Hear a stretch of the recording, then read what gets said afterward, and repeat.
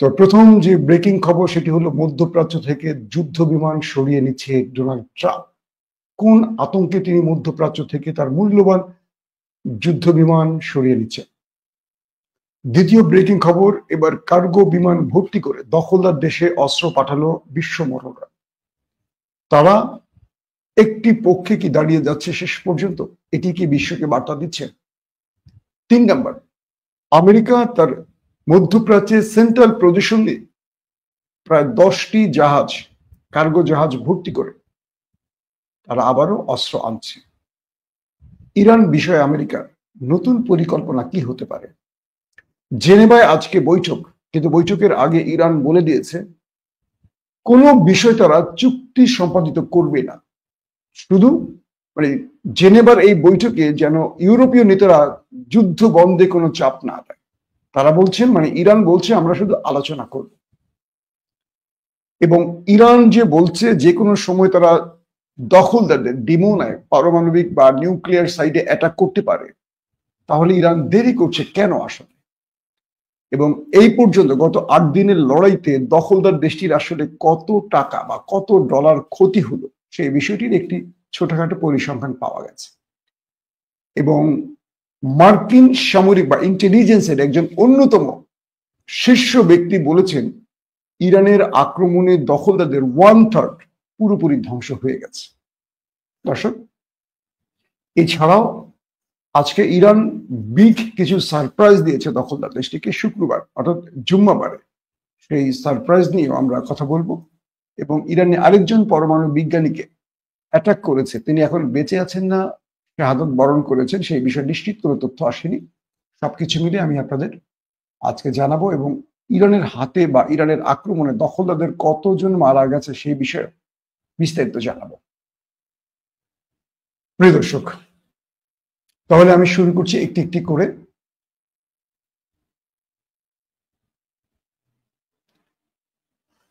চলছে Iran Israel সংঘাত, পুরো পৃথিবী এটি নিয়ে টেনশনে। কেউ এখান থেকে বিজনেস করতে চাইছেন, কেউ এখান থেকে ইরানকে দুর্বল করতে চাইছেন, আবার কেউ ইরানের নাম করে মুসলিম বিশ্বকে ডোমিনেট করার চেষ্টা করছেন।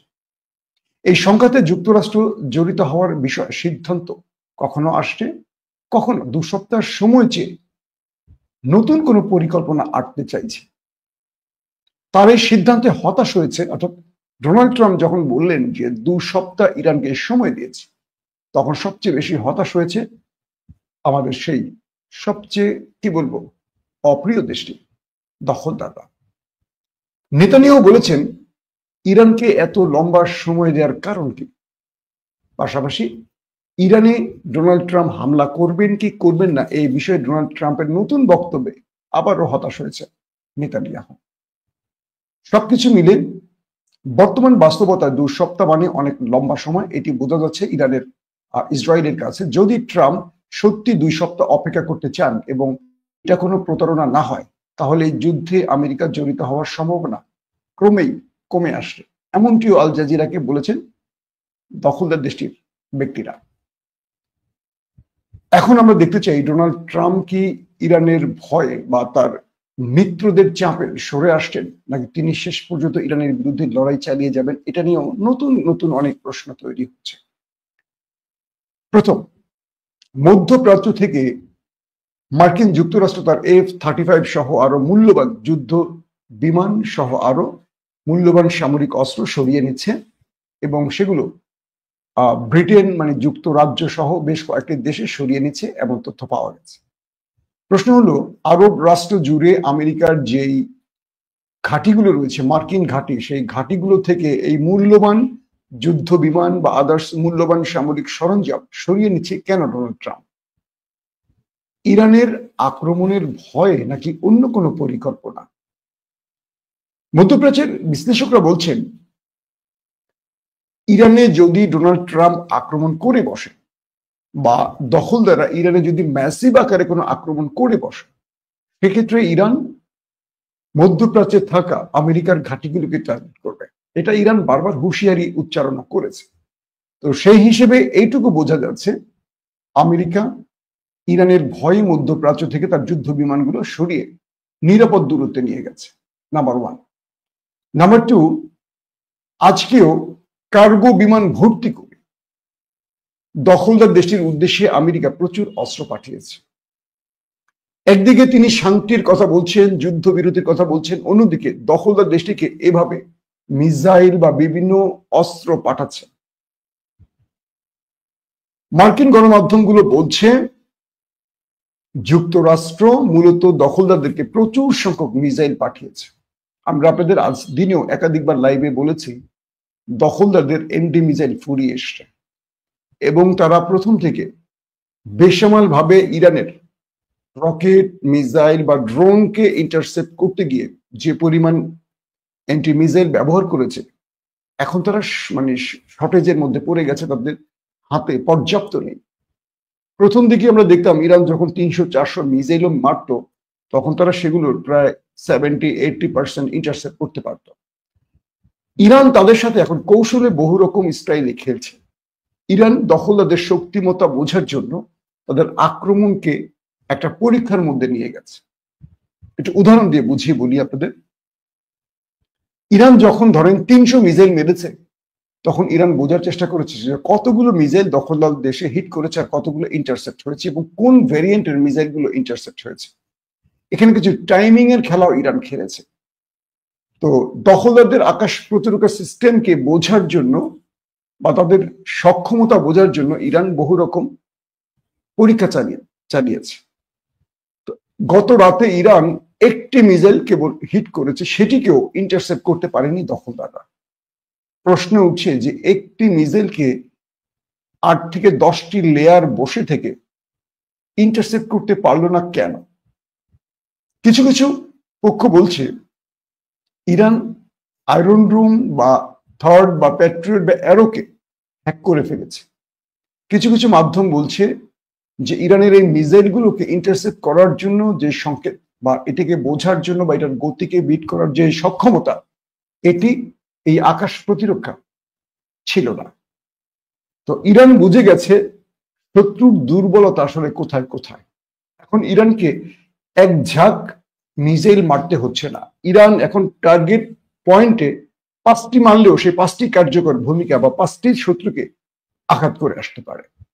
তো এই জন্য দখলদার দেশটির পক্ষ থেকে ব্যাপক মানে কি বলবো, বিশ্বমোড়লদের পক্ষ থেকে দখলদার দেশে বেশ কয়েকটি বিমান, কার্গো বিমান ভর্তি করে প্রচুর প্রচুর অস্ত্র পাঠানো হয়েছে। এখন নতুন করে যদি দখলদাররা এই মিসাইলের মাধ্যমে ইরানকে আবারও মোকাবেলা করতে সক্ষম হয়, নাম্বার 1। পাশাপাশি বলা হয়েছে দখলদারদের মিডল ইস্ট কেন্দ্র করে তাদের যে সেন্ট্রাল কমান্ড পজিশন, মানে যেটা মিডল ইস্টে তাদের সেন্ট্রাল পজিশন, এখানে প্রায় 10টি জাহাজ নতুন করে এসছে। অর্থাৎ মধ্যপ্রাচ্যের এই সেন্ট্রাল পজিশনে কেন্দ্রে আমেরিকা তার শক্তি বৃদ্ধি করছে এবং অস্ত্র মজুত করছে। তার মানে হলো আমেরিকা ইরানের বিরুদ্ধে একটা লড়াইতে উপনীত হতে যাচ্ছে, এটা এই প্রস্তুতি থেকে বোঝা যাচ্ছে। এখন আমেরিকা একদিকে বলছে 2 সপ্তাহ সময়, ট্রাম্পকে বরাবরই সবাই বলছেন যে তার কথার কোনো স্টেশন নাই, মানে ভিত্তি নেই, এবং তিনি সকালে কি বলেন দুপুরে ভুলে যান, দুপুরে কি বলেন বিকেলে ভুলে যান, বিকেলে কি বলেন রাতে ভুলে যান। অর্থাৎ তাকে এখন প্রতারণামূলক তার বক্তব্যের জন্য কেউ বিশ্বাস করে না। ইভেন ইউরোপও তাকে বিশ্বাস করে না, ইউক্রেনও তাকে বিশ্বাস করে না। তো সেই হিসেবে এইটুকু বোঝা যাচ্ছে যে আমেরিকা ইরানকে যা কিছুই বলবে সেটা তার বাস্তবায়ন হবে না, বরং তারা তাই করবে তারা যা পরিকল্পনা তৈরি করে রেখেছে। ইরানের সাথে নাটকীয়তার মধ্য দিয়ে সময় নষ্ট করছে। একদিকে ইরানের সাথে তারা পারমাণবিক বা নিউক্লিয়ার বিষয়, ইউরেনিয়াম সমৃদ্ধকরণ ইস্যুতে চুক্তির বিষয়ে আলোচনা করছে, ঠিক সেই সময় মধ্যপ্রাচ্যের আমেরিকার ক্যান্টনমেন্ট দখলদাররা ইরানে আক্রমণ করে বসেছে। এর প্রতিউত্তরে ইরান বলেছে যে আমরা আর আমেরিকার সাথে কোনো বিষয় আলোচনা বা চুক্তি করতে চাই না, কারণ আমেরিকা বা ডোনাল্ড ট্রাম্প আমাদের সাথে প্রতারণা করেছে। আলোচনা চলছে, এর মধ্যে ইরানে আক্রমণ করার অর্থ হলো আমেরিকা আমাদের সাথে প্রতারণা করেছে। তো এরপর আজকে ইরান ইউরোপের অনুরোধে ইরানের পররাষ্ট্রমন্ত্রী মিস্টার আব্বাস আরাকচি জেনেভাতে, সুইজারল্যান্ডের জেনেভাতে অবস্থান করছেন এবং সেখানে ইউরোপীয় রাষ্ট্রনায়কদের সাথে তার বৈঠক হবে। ব্রিটেন মানে যুক্তরাজ্য,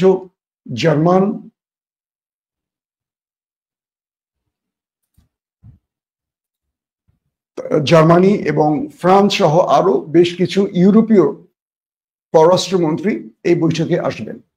বৈঠকের আগেই ইরান তাদেরকে শর্ত দিয়ে দিয়েছেন যে দখলদার দেশটির সাথে আমরা যে লড়াইতে উপনীত হয়েছি বা যে যুদ্ধটি চলছে, আমাকে কোনো বিষয়ে এই যুদ্ধ বন্ধে চাপ দিতে পারবেন না। এই যুদ্ধ চলবে যতক্ষণ পর্যন্ত দখলদাররা আমার দেশে আক্রমণ চালিয়ে যাবে এবং আমাদের যে ক্ষতি হয়েছে সেই প্রতিশোধ আমরা নিতে না পারছি। মানে ইরান সরাসরি তাকে বুঝিয়ে দিয়েছে এই বৈঠকটি হবে পারমাণবিক ইস্যুতে আপনাদের বক্তব্য এবং আমাদের বক্তব্য, কিন্তু আমরা যে যুদ্ধ চালিয়ে যাচ্ছি দখলদারদের সাথে, আপনারা অনুরোধ করবেন না যে যুদ্ধ বন্ধ করে দেন, কারণ দখলদার এখন মার খাচ্ছে। নেতানিয়াহু ইউরোপীয় নেতাদের কাছে যাচ্ছেন, ট্রাম্পের কাছে যাচ্ছেন, পা ধরছেন যে বাবা যুদ্ধ বন্ধ করে দাও, আমাকে মাইরা তক্তা বানায় ফেলেছে, আমার পুঙ্গি ডালা করে ফেলেছে, এই মুহূর্তে আমার বাঁচার উপায় একটি, তোমরা একটি যুদ্ধবিরতি করে আমাকে বাঁচাও, আমার রসদ ফুরিয়ে গেছে এবং আমার পুরো দেশ তামাতামা করে ফেলেছে। এখন আমি যদি ইরানকে বলি যে ইরান তুমি আমাকে মাফ করে দাও, ক্ষমা করে দাও, আমি আর পারছি না তোমার সাথে লড়াই করে, তাহলে তো ইজ্জত শেষ। এত হাঙ্কি পাঙ্কি করে যুদ্ধে জড়িয়ে যদি এখন ইরান এই কথা বলে, তাতে মানে ওদের আর ইজ্জত থাকবে না। তো সবকিছু মিলে এখন বিষয়টি তৈরি হয়েছে ইউরোপীয় নেতাদের কাছে, সেই ভিক্ষা চেয়েছে দখলদাররা নেতানিয়াহু এবং ট্রাম্পের কাছে। এগুলো কিন্তু তাদের প্রতারণা। যখন তারা মার খায় নরেন্দ্র মোদীর মতো যুদ্ধবিরতি চায়, যখন তারা সুবিধাজনক অবস্থানে থাকে তখন যুদ্ধবিরতির ধারে কাছেও আসে না। তো ঠিক আপনাদের মনে আছে হিজবুল্লাহর সাথে ধোলাই খেয়ে যুদ্ধবিরতি করেছে, গাজার সাথে ধোলাই খেয়ে যুদ্ধবিরতি করেছে, এরপর মোক্ষম টাইম হঠাৎ করে তারা শক্তি বৃদ্ধি করে আক্রমণ করে এখন আর যুদ্ধবিরতির পথে হাঁটছে না। তো বিষয়টি হলো এরকম, ইউরোপীয় নেতাদেরকে ইরানের পররাষ্ট্রমন্ত্রী বলে দিয়েছেন যে যুদ্ধ বন্ধে কোনো আলোচনা নয়, এটি আমার রাষ্ট্রের সিদ্ধান্ত, দখলদারদের প্রতিশোধ না নিয়ে তারা থামবে না, এবং যতক্ষণ দখলদার আঘাত করবে পাল্টা আঘাত চলবে। তাই ইউরোপীয় রাষ্ট্রনায়কদের এই বৈঠকে জেনেভায় কি ফল আসে সেটি হয়তো আজকে আমরা মধ্যরাতের মধ্যে জেনে যাব। পাশাপাশি ইরান বলেছিল তাদের পারমাণবিক প্রকল্পে বা নিউক্লিয়ার সাইডে দখলদাররা বারবারই আক্রমণ করছে, এটার প্রতিউত্তর তারা দেবে। অর্থাৎ দখলদারদের পারমাণবিক সাইট যেটা ডিমোনাতে অবস্থিত সেখানেও তারা আক্রমণ করবে। প্রশ্ন হলো তাহলে ইরান এই আক্রমণ করবে বললেও ইরান কেন আক্রমণ করছে না? এখানে কয়েকটা বিষয় উঠে আসছে। বলা হচ্ছে ইরান যদি ডিমোনাতে আক্রমণ করে দুটো সমস্যা তৈরি হতে পারে। এক, দখলদার দেশটির হাতে নিউক্লিয়ার আছে, এটা আমরা প্রত্যেকে জানি। এখন ইরানের কাছে কি সঠিক তথ্য নেই যে ডিমোনার কোথায়, কোন জায়গায়, কোন টানেলে বা কোন গিরিখাদে বা কোন ঘরে এই নিউক্লিয়ার গুলো রাখা আছে? এটা কি ইরান জানে না? সাম্প্রতিক সময় ইরান বলেছে যে মোসাদের ইরানের দুজন গোয়েন্দাদের মাধ্যমে দখলদারদের নিউক্লিয়ার সাইডের সকল তথ্য হাতিয়ে নিয়েছে ইরান। যদি এই তথ্য সঠিক হয় তাহলে ইরান জানে কোথায় দখলদারদের পারমাণবিক অস্ত্রগুলো আছে।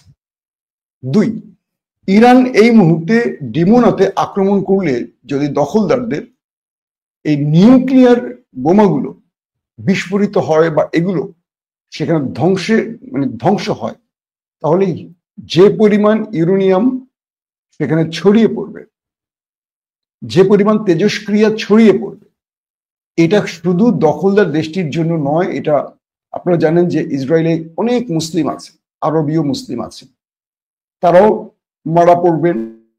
দখলদার দেশটি কিন্তু আয়তনে ছোট, এটা নিকট দেশ, সেটা লেবানন বলি, জর্দান বলি, কিংবা পাশের দেশ ফিলিস্তিন বলি, এই দেশটির আশপাশে সবগুলো মুসলিম দেশ, এরা প্রত্যেকে বড় রকম হুমকিতে পড়ে যাবে। অর্থাৎ ইরান চিন্তা করছে এই মুহূর্তে যদি ডিমোনাতে আমরা অ্যাটাক করি আর সেই পারমাণবিক বোমাগুলো বিস্ফোরিত হয় বা সেগুলো যদি তেজস্ক্রিয়া ছড়িয়ে পড়ে, শুধু দখলদার দেশটি নয়, এই তেজস্ক্রিয়ায় প্রাণ হারাবে লক্ষ লক্ষ মুসলিমরা। এটিও একটি সমস্যা ইরানের জন্য। তো সবকিছু মিলে ইরান তখনই আঘাতটি করবে যখন ইরান তার রাষ্ট্রীয় অর্থাৎ মানচিত্র হুমকিতে পড়বে বা ইরানের নিজেদের নিউক্লিয়ার সাইট যখন বড় রকম হুমকিতে পড়বে। এখন পর্যন্ত জানা মতে ইরানের যে তথ্যগুলো আসছে সেই তথ্যের হিসেব বলছে যে ইরানে যতগুলো অ্যাটাক করেছে নিউক্লিয়ার সাইটে দখলদাররা, একটিও সফলভাবে অ্যাটাক করতে পারেনি। স্ট্রাকচার, উপরিভাগের স্ট্রাকচার ক্ষতি করেছে, কিন্তু মূল মাটির নিচে তাদের যে সেন্ট্রিফিউজ গুলো রয়েছে, তাদের যে নিউক্লিয়ার মানে ইউরেনিয়াম তারা সমৃদ্ধ করে রেখেছে, এগুলোর কোনো ক্ষতি হয়নি, যে কারণে কোনো তেজস্ক্রিয় ছড়িয়ে পড়েনি। তো এখন পর্যন্ত ইরান সেখানে কাজ করছে, দ্রুত গতিতে কাজ করছে। তো সব মিলে, এবং সেখানে রাশিয়ান দুটো কেন্দ্রে রাশিয়ার প্রায় 400 বিশেষজ্ঞ, নিউক্লিয়ার বিশেষজ্ঞ কাজ করছে, যে কারণে রাশিয়া বারবার হুমকি দিয়ে বলছে যে ইরানে আমার বিশেষজ্ঞরা অর্থাৎ রাশিয়ানরা কাজ করছে। আমেরিকা এবং ইসরায়েল, তুমি ভুলেও ইরানের পারমাণবিক প্রকল্পগুলোতে টার্গেট করো না, কারণ সেখানে আমার লোক আছে, আর আমার লোকের যদি কিছু হয় আমি রাশিয়া তোমাদের এগেনস্টে যুদ্ধে জড়িয়ে পড়তে পারি। ইঙ্গিতটা এরকমই দিয়েছেন, যদিও বলেনি যে যুদ্ধে জড়িয়ে পড়বো, সে শুধু হুমকি দিয়েছে ইরানের পারমাণবিক প্রকল্পগুলোতে আমাদের রাশিয়ানরা কাজ করছে, যৌথভাবে ইরান এবং রাশিয়া কাজ করছে। এটি আবার দখলদারদের জন্য একটি, বা আমেরিকার জন্য একটি হুমকি হিসেবে রাশিয়া বলেছে। তো এই প্রেক্ষাপটে এখন যেটি দাঁড়িয়েছে যে ইরানকে ডিমোনাতে আক্রমণের জন্য অনেকগুলো বিষয় ভাবতে হচ্ছে। তবে ইরান আক্রমণ করবে যদি ইরানের ভূমিতে, ধরেন ফর্দো, যেটি তেহরান থেকে 100 কিলোমিটার দূরে কোন শহরে অবস্থিত ইরানের পারমাণবিক সেক্টর, সেখানে যদি রাশিয়া তার B2 বোম্বার্সের মাধ্যমে বাংকার ব্লাস্টার বোমা দিয়ে বড় রকম ক্ষতি করে, সেক্ষেত্রে ইরান দুটো পথ বেছে নেবে। এক, ডিমোনাতে হিট করে বসবে। দুই, মধ্যপ্রাচ্যে বা আরব সাগরে থাকা মার্কিন এয়ারক্রাফট ক্যারিয়ার, সবচেয়ে মূল্যবান এয়ারক্রাফট ক্যারিয়ার, যেখান থেকে একটি যুদ্ধ পরিচালনা করা যায় বিশাল আকারের একটি জাহাজের মতো, সেটাকেও টার্গেট করবে, এবং মধ্যপ্রাচ্যে থাকা মার্কিন যতগুলো ঘাঁটি আছে প্রত্যেকটাকে টার্গেট করবে। ইরানের মূল থিম হলো এটা। এই পর্যন্ত ইরান যা বলছে, আমেরিকাকে মাঠে নামাতে চাইছে না বলে আমেরিকাকে নাড়ছে না, কিন্তু আমেরিকা যদি স্বেচ্ছায় মাঠে নেমে যায়, ইরান তার সর্বোচ্চটা করবে, এটা বোঝা যাচ্ছে। কারণ দখলদারদের 12টা বাজিয়ে 13টার দিকে নিয়ে যাচ্ছে, তার মানে আমেরিকা কেউ ছাড় দিবে না। আর পেছনে তো মদত দিবে ইরানকে কেউ কেউ, কারণ ইউক্রেনের বিরুদ্ধে রাশিয়া লড়াই করতে করতে ক্লান্ত। এখন ইরানের সঙ্গে যদি আমেরিকা এই মুহূর্তে যুদ্ধে জড়িয়ে যায়, আমেরিকাকেও অনেক বড় মাসুল দিতে হবে। এবং আমেরিকার সিনেটররা, রাজনৈতিক বোদ্ধারা, বড় বড় এস্টাবলিশমেন্টের ব্যক্তিরা এবং আমেরিকার মিত্র দেশ ব্রিটেনের মতো দেশগুলো ডোনাল্ড ট্রাম্পকে বলছে এই মুহূর্তে যুদ্ধে জড়াতে, মানে যুদ্ধে না জড়াতে, কারণ এটি আমেরিকার জন্য অনেক বড় বিপর্যয় আনতে পারে, অর্থনৈতিক শুধু না, সামরিক ক্ষেত্রেও। তো এই একটি বিষয় রয়েছে, যে কারণে ইরান ডিমোনার ক্ষেত্রে সময় নিচ্ছে। বাট ডিমোনা ইরানের টার্গেটে আছে, এবং ইরান বলছে এটিকে মিসাইলে লক করা হয়েছে, যে কোনো সময় এটাকে উড়িয়ে দিতে পারে। আসুন তারপর এই লড়াইতে আসলে দখলদারদের কি পরিমাণ ক্ষতি হয়েছে। দখলদারদের বেশ কয়েকটি জার্নাল বলছে গত 8 দিনের লড়াইতে সর্বাধিক ক্ষতি হয়েছে দখলদার দেশটির। বলা হচ্ছে কয়েক ট্রিলিয়ন মার্কিন ডলারের ক্ষতি হয়েছে। এর মধ্যে ক্ষতিগুলোর হিসেব বলা হচ্ছে প্রতিদিন তাদের যুদ্ধ খরচ। প্রতিদিন ইরান যে যুদ্ধটা করছে, এই যুদ্ধে ইরানের খরচটা কম হচ্ছে, কারণ ইরান অল্প দামে ড্রোন ব্যবহার করছে, এবং ইরান কোনো যুদ্ধ বিমান ব্যবহার করছে না, তারা মিসাইল ব্যবহার করছে। আর দখলদাররা ব্যবহার করছে ড্রোন, খুব মূল্যবান ড্রোন, হারভেস্ট থেকে শুরু করে, এবং তারা F-35, F-16 এর মতো যুদ্ধ বিমান ব্যবহার করছে, যেগুলোর ব্যয় অনেক বেশি। বলা হচ্ছে প্রতিদিন প্রায় 300 বা 350 মিলিয়ন মার্কিন ডলার খরচ করতে হয় দখলদার দেশটিকে। আবার কোনো কোনো সূত্র বলছে 200 থেকে 250 মিলিয়ন মার্কিন ডলার খরচ করতে হয় দখলদারদেরকে। ইরান তার 4 ভাগের 1 ভাগও খরচ করে না। নাম্বার 1। নাম্বার 2 হলো দখলদারদের যে স্ট্রাকচার গুলো ইরান ধ্বংস করেছে। খেয়াল করবেন, স্টক মার্কেট, এই স্টক মার্কেটে এক আঘাতে 600 বিলিয়ন ডলারের ক্ষতি হয়েছে একটি পক্ষ বলছে, আরেকটি পক্ষ বলছে 550 বিলিয়ন, নট মিলিয়ন, বিলিয়ন মার্কিন ডলারের ক্ষতি হয়েছে। বুঝতে পারছেন কত মিলিয়নে 1 বিলিয়ন, সেখানে 550, বললাম 500 থেকে 600 বিলিয়ন মার্কিন ডলারের ক্ষতি। তারপর তাদের সেনা ঘাঁটি, মোসাদ ঘাঁটি, প্রতিরক্ষা, তাদের অস্ত্র কারখানা, হাইফাতে তাদের তেল শোধনাগার, তাদের গুরুত্বপূর্ণ পাওয়ার প্ল্যান্ট, জ্বালানি কেন্দ্র, এগুলোকে যে উড়িয়ে দিয়েছে ইরান, এই সকল হিসেব কষলে দেখা যাবে কয়েক ট্রিলিয়ন মার্কিন ডলারের ক্ষতি হয়েছে দখলদারদের, যেটি দখলদারদের পুষিয়ে উঠতে আরো কয়েক যুগ লাগবে। তো সব মিলে মাত্র 8 দিনের লড়াইতে যে পরিমাণ ক্ষতি হয়েছে দখলদার দেশটি, এটা তাদের জন্য অনেক বড় ধাক্কা। এই মুহূর্তে দখলদাররা যুদ্ধ পরিচালনার জন্য যে অর্থের প্রয়োজন, এটা পুষিয়ে উঠতে পারছে না। এখন পুরো পৃথিবীকে একটা প্ল্যান করতে হবে তাদের প্রোডাক্ট বয়কট। যদি পুরো পৃথিবীর মুসলিমরা বা মানবতাবাদীরা একযোগে তাদের প্রোডাক্ট বয়কট করে, এই যুদ্ধের পর ওদের হাতে হারিকেন ধরে যাবে। কারণ এরা অর্থে এত টইটম্বুর ছিল যে অর্থ দিয়ে তারা মোসাদের মতো বিশাল বিশাল গোয়েন্দাকে নিয়ন্ত্রণ করছে। ধরেন একটা মানুষকে মারতে হবে, একটা মানুষকে তারা হাজার হাজার কোটি টাকা দিয়ে দিচ্ছে, এই লোভে পড়ে মানুষ এই কাজগুলো করত।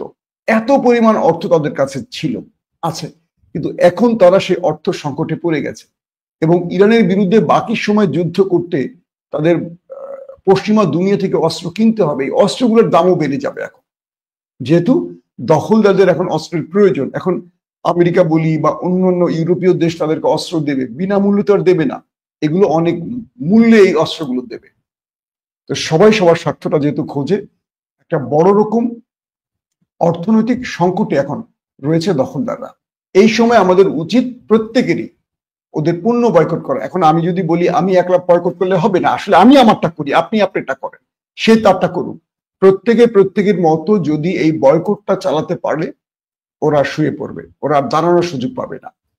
তারপরে আসেন ইরানের হাসপাতালে, প্রায় 4 থেকে 5টি হাসপাতালে আজকে দখলদার অ্যাটাক করেছে। কালকে একটি হাসপাতালে অ্যাটাকের পর ওরা আজকে 4 থেকে 5টি হাসপাতালে আক্রমণ করেছে। মানে ওদের মানবতার জায়গাটা বুঝছেন? একটি হাসপাতালে আক্রমণের পর ওরা যেভাবে বিশ্বব্যাপী প্রচার করেছে যে ইরান এই করেছে সেই করেছে, আজকে ওরা 4-5টায় করেছে এবং গাজার সব হাসপাতালে ওরা ধ্বংস করেছে। ওদের তখন মনে হয়নি যে হাসপাতালে আক্রমণ করা ঠিক না, অন্যায়? ওদের আসলে কিভাবে শেখাবেন মানবতা জানি না। এখন বলা হচ্ছে মার্কিন যুক্তরাষ্ট্রের সামরিক বিশেষজ্ঞরা বলছেন যদি এই মুহূর্তে আমেরিকা দখলদারদের পাশে না দাঁড়ায়, ওদের নিশ্চিত পরাজয়। এখান থেকে ওদের উদ্ধারে আর কোনো সুযোগ নেই।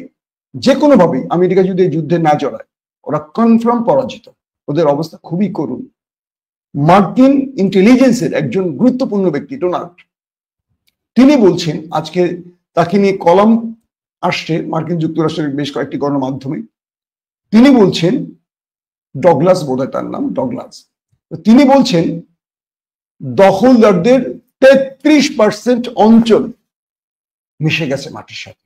1/3 দখলদারদের ধ্বংস হয়ে গেছে তেল আবিব, হাইফা সহ বাকি শহরে। মাত্র 8 দিনের লড়াইতে দখলদারদের 1/3, 33% শেষ। আমি বলছি না, মার্কিন যুক্তরাষ্ট্রের একজন ইন্টেলিজেন্স শীর্ষ গোয়েন্দা প্রধান বলছেন এই তথ্যটি। এবং যদি এই লড়াই আরো অব্যাহত থাকে, খুব অল্প সময়ের ব্যবধানে দেখা যাবে দখলদারদের অর্ধেকই ধ্বংস হয়ে গেছে। তার মানে বড় বিপর্যয়ের মধ্যে আছে দখলদাররা। আর ইরান কিন্তু বিশাল আকারের দেশ, তেহরানে অনেকগুলো আক্রমণ হয়েছে। ইরানের সবচেয়ে বড় ক্ষতি হয়েছে কি জানেন? তাদের গুরুত্বপূর্ণ অনেক বড় বড় মাথাগুলোকে প্রথম দিনই মেরে ফেলেছে। আর ইরান যেটি করেছে কৌশলে, তাদের ড্যামো আকাশ প্রতিরক্ষা বা বিভিন্ন জিনিস ওদেরকে একটা প্রতারণার মাধ্যমে ফেলে প্রথম দিনে যে আক্রমণগুলো হয়েছে, এগুলো অনেক জায়গায় ইরানের কাঙ্ক্ষিত জায়গায় আক্রমণ করতে পারেনি। ওরা যেই আকাশ প্রতিরক্ষা সিস্টেম ধ্বংস করেছে, এগুলো সবই ইরানের ফেক ডামি আকাশ প্রতিরক্ষা সিস্টেম ছিল, এমনটাও ইরান বলেছে। দর্শক, এখন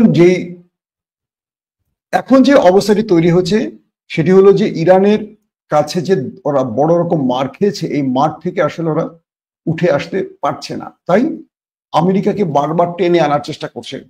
মানে নেতানিয়াহু এখন যে কোনো ভাবে আমেরিকাকে যুদ্ধে জড়াবার চেষ্টা করছে। আর ডোনাল্ড ট্রাম্প পাকিস্তানের সেনাপ্রধান ফিল্ড মার্শাল আসিফ মনিরের সাথে বৈঠকের পরই দেখলাম যে তিনি 15 দিন সময় দিয়েছেন। এখন আসলে আসিফ মনিরের সাথে কি বৈঠকটা হয়েছে এটা আমরা কনফার্ম বুঝতে পারছি না। আমি চেষ্টা করছি আসলে, কিন্তু তথ্যটা বের করা খুব জটিল। কেন? এই দুজনই 1-to-1 বৈঠক করেছিলেন। তো বলা হচ্ছে যে আসিফ মনিরের সাথে একটি বৈঠক, সেই বৈঠকের পরই ডোনাল্ড ট্রাম্প জানিয়েছেন যারা 2 ঘন্টা পর যুদ্ধে নামার কথা, তারা 2 সপ্তাহ ওয়েট করবেন কেন? ইরানকে সময় দিলেন কেন? এমনকি আসিফ মনির নেপথ্যে বসে ইরানের সাথে কোনো নেগোসিয়েশন করবে কিনা সেটাও আমরা দেখতে চাই। দর্শক, আমার কাছে আরো অনেকগুলো খবর আসলে জমা হয়ে আছে, আমি এই লাইভটাকে লম্বা করতে চাই না। আমি ইনশাআল্লাহ চেষ্টা করবো রাতে আরো খবর দিতে। তবে সর্বশেষ যে খবরটি আপনাদের দিতে চাই সেটি হলো, দখলদারদের মাইক্রোসফটের যে কার্যালয়, সেখানে বড় রকম একটি ধামাকা হয়েছে, প্রচুর সংখ্যক আহত হয়েছে এবং ইরান জানিয়েছে তাদের তাদের মাত্র 30% শক্তি তারা ব্যয় করেছে, আর তাদের গোপনীয় অস্ত্রের মধ্যে মাত্র 5% তারা ব্যবহার করেছে। এবং ইরান বলছে তারা 400 মিসাইল ব্যবহার করেছে এই 8 দিনে, আর 600 ড্রোন তারা ব্যবহার করেছে। তো ইরান আজকেও বিগ কিছু সারপ্রাইজ দিয়েছে দখলদারদেরকে। আমি বলেছিলাম আগে যে শুক্রবার ইরানের জন্য বড় সারপ্রাইজের দিন। সেই সারপ্রাইজ গুলো আজকে রাত 11টা আমরা আপনাদের দেবার চেষ্টা করব, আল্লাহ যদি সুস্থ রাখেন, নিরাপদে রাখেন। এখনকার মতো বিদায় নিচ্ছি। আল্লাহ হাফেজ।